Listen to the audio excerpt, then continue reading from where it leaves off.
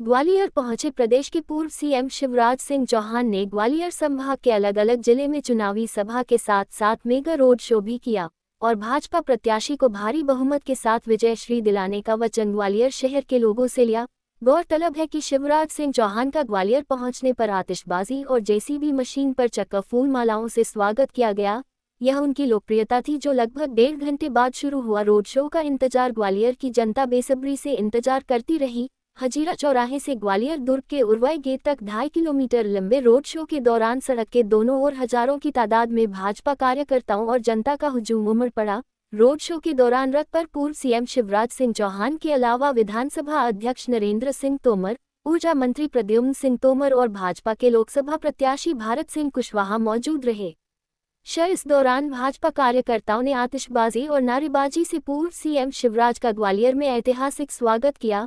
Road show उरवाई gate पर आकर समाप्त हुआ, जहां शिवराज सिंह चौहान ने उरवाई गेट पर भाजपा प्रत्याशी भारत सिंह के समर्थन में एक चुनावी सभा को संबोधित भी किया। चुनावी सभा को संबोधित करने के दौरान शिवराज सिंह चौहान ने कांग्रेस पर जमकर निशाना साधा। उन्होंने कहा कि कांग्रेस के पास ना दिशा बची है ना दृष्टि। सैम पित्रोदा द्वारा विरासत टैक्स के समर्थन पर शिवराज सिंह चौहान ने कांग्रेस को आड़े हाथों लिया। उनका कहना था कि कांग्रेस आपकी मेहनत की गाड़ी कमाई को लूट लेगी। कांग्रेस गलत लगातार फैसला कर रही है, इसीलिए कांग्रेस का पतन हो रहा है। इसलिए सारे अच्छे लोग कांग्रेस छोड़कर जा रहे हैं और कांग्रेस रसातल कर की ओर जा रही है।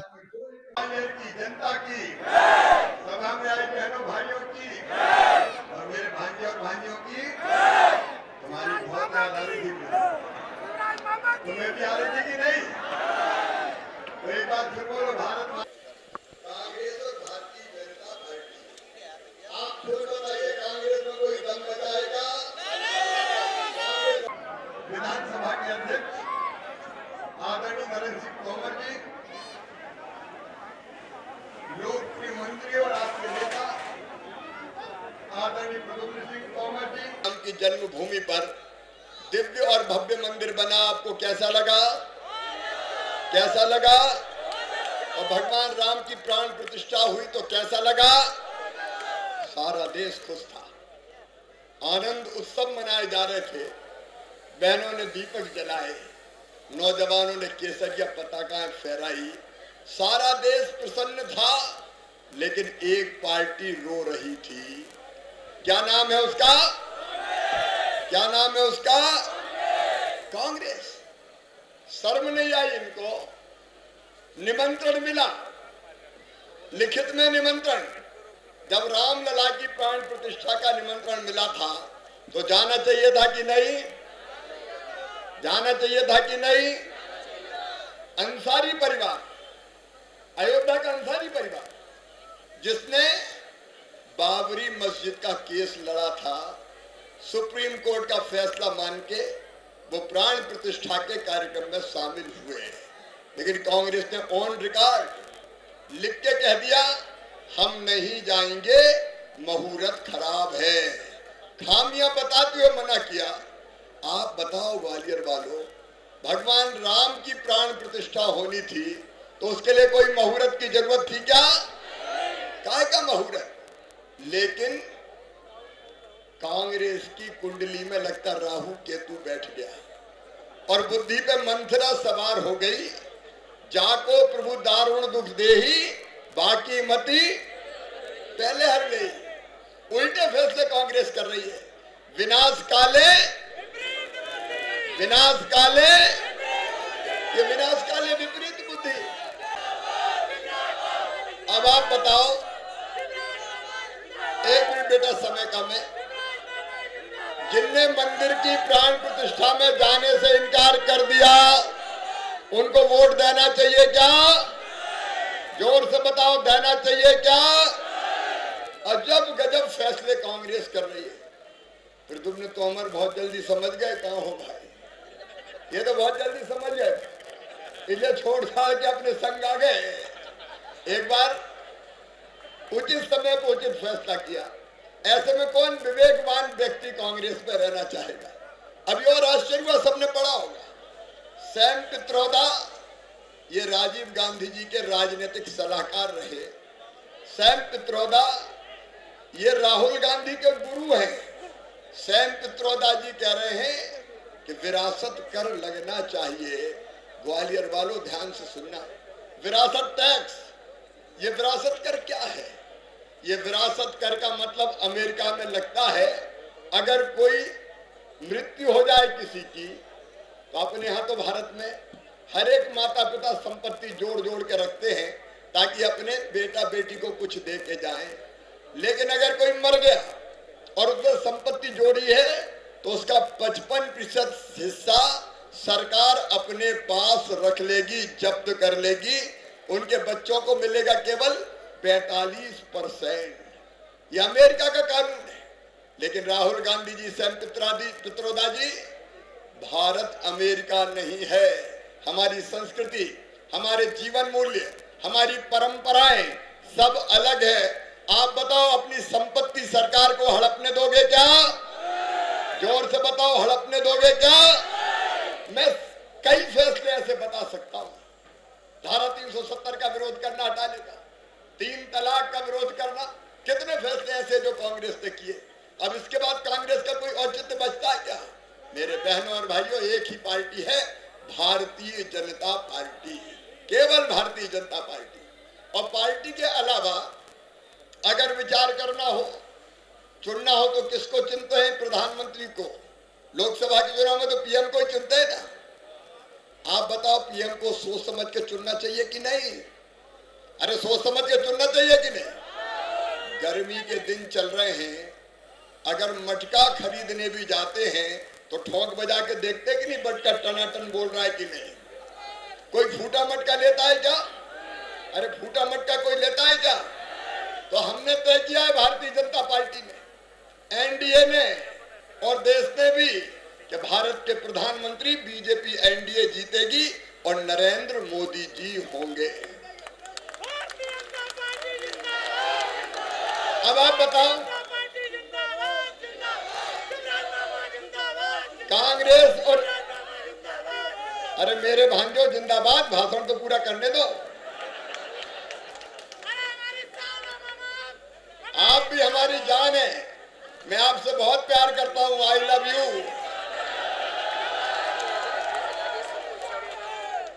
लेकिन मैं आपसे कह रहा था, औसत बुद्धि का व्यक्ति भी सोचे कि इंडी गठबंधन का कोई प्रधानमंत्री तय है? कोई नाम तय है? राहुल बाबा तय है? और कोई नेता तय है? अभी तक उनका प्रधानमंत्री का अता पता नहीं है, किसको बनाएंगे? आप बताओ, आप बिना देखे, बिना जांचे, बिना परखे ऐसे ही वोट दे देंगे? किसी को भी पीएम बना देना, धन्नू कन्ना लल्लू कल्ला मन्ना जुम्मन? किसके लिए वोट दें कांग्रेस को? और तीसरी चीज है उम्मीदवार। हमारे उम्मीदवार है भारत सिंह कुशवाहा। देखो भैया, भाइयों और बहनों, भगवान पहले से ही तय कर देता काम क्या करवाना है। अब भारत सिंह से अब विधानसभा में काम लेने नहीं था, इनको सीधे लोकसभा में भेजना था। ये व्यवस्था भगवान ने, ये मेरे मंत्रिमंडल के मंत्री रहे, मेरे साथ वर्षों तक भारत सिंह कुशवाहा ने काम किया। और आज गर्व के साथ मैं कह सकता हूं कि जो काम भारत सिंह कुशवाहा को दिया, पूरी मेहनत और ईमानदारी से भारत सिंह कुशवाहा ने उसको पूरा कर दिया।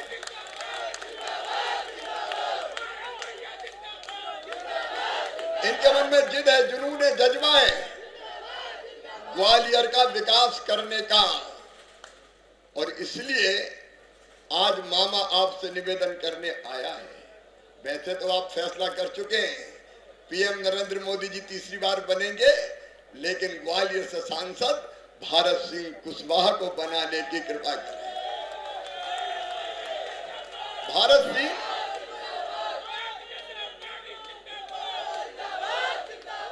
सिंह कुशवाहा ग्वालियर की जी जान से सेवा करेंगे। यहाँ प्रद्युम्न भाई बैठे हमारे मंत्री, ये मध्य प्रदेश सरकार के मंत्रिमंडल के सदस्य हैं। ये विकास की सौगात लाएंगे। और ग्वालियर में एक ताकत और है, ग्वालियर में एक ताकत और है, नरेंद्र सिंह तोमर जी, ये विधानसभा के अध्यक्ष हैं। अच्छा एक बात बताओ, सीधी सीधी, एक मिनट सुनो जरा, समय कम है। एक बात बताओ, विधानसभा अध्यक्ष अगर कोई मंत्री से कह दे कि ग्वालियर के लिए काम करो, तो कोई में हिम्मत है कि मना कर दे? अरे हिम्मत है कि मना कर दे? फटाफट खटाखट काम होंगे। काहे को चिंता करते हो? विकास के भी होंगे और जनता के कल्याण के भी होंगे। और एक बात और सुन लेना, भारत सिंह अकेले दिल्ली नहीं जा रहे हैं, मामा भी दिल्ली जाने वाले हैं। और मामा जाएगा तो खाली पीली थोड़ी जाएगा।